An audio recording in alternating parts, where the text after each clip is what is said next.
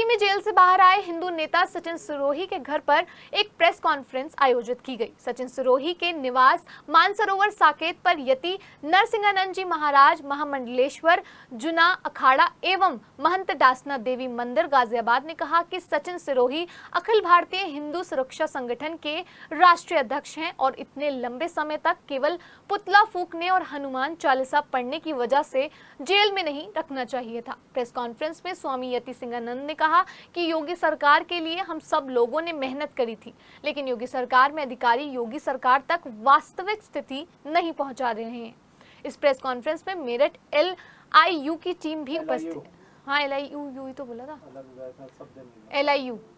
इस press conference में मेरठ की LIU की टीम भी उपस्थित थी, जिसने पूरे प्रोग्राम की रिकॉर्डिंग। पुलिस वालों से बिना मतलब पिट के कुछ करा भी तो नहीं बच्चे ने, मेरे शेर ने, मेरा बच्चा। गवाह यहाँ बहुत लोग होंगे। हमने इसी मेरठ की कलेक्ट्रेट में मुलायम सिंह यादव जी के, जब वो मुख्यमंत्री थे, पुतले खूब फूके।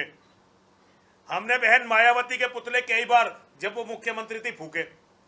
और सचिन ने ममता बनर्जी, जो एक तरह से हिंदुओं के लिए राक्षसनी का काम कर रही है, उसका पुतला फूका, तो ये जेल गया और इस पे 7 क्रिमिनल लॉ एक्ट लगाया गया, जिसे छोटी रासुका कहते हैं। इसने अवैध मस्जिद का सवाल उठा दिया तो जेल भेजा गया। तो ये जो अधिकारी हैं, ये मुसलमानों के एजेंट के रूप में यहाँ काम कर रहे हैं भाई।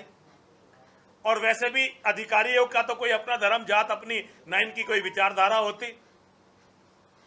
ये तो भैया पता नहीं क्या कर रहे हैं। तो मैं तो सचिन जैसे लोगों से, जो भी हिंदू अपने हिंदू धर्म के लिए कुछ करना चाहते हैं, मैं तो उनसे अनुरोध करता हूं, या तो वो अपने घर बैठे चुपचाप या हथियार उठाएं। सचिन सिरोही के जेल से आने के बाद उनके घर पर साधु समाज पहुंचा है। यतिनंदा सरस्वती जी पहुंचे और यहाँ पर बैठकर एक प्रेस कॉन्फ्रेंस में एक ही बात कही है कि भाई अपने घर को देखो। जी हाँ, आपसे एक अलग मैसेज की ज़रूरत थी, आपने सचिन को मैसेज दिया है, घर को देखो, समाज को देखने का वक्त नहीं। समाज को देखने के वक्त की बात नहीं, देखना तो समाज को भी चाहिए। लेकिन जब समाज ही कुछ नहीं देख रहा और समाज ने ये नहीं देखा कि एक लड़का समाज के लिए लड़ते हुए कितने दिन के लिए जेल चला गया, बिल्कुल निरपराध, कोई अपराध नहीं था।